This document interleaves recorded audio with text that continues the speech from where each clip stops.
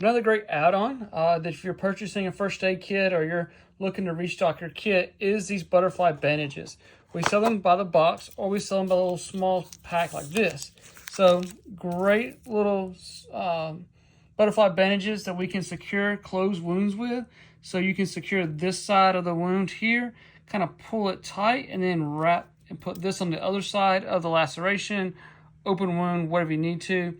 It helps keep it secure. I probably would wrap some other stuff over there on top of it to keep it clean, but this is kind of work on closing that wound up and keeping it secure for us, preventing infection, things like that. You could wrap it with a 5x9 clean, some other items we've shown here on the channel do keep it clean. So if you're restocking a big kit or you want a home supply list, I would do it here. And then if you're just looking for an add-on, like you're like, I have a small first aid kit or boo-boo kit, want to add some stuff too, then little small strips here. Different way, however you want to restock your bags.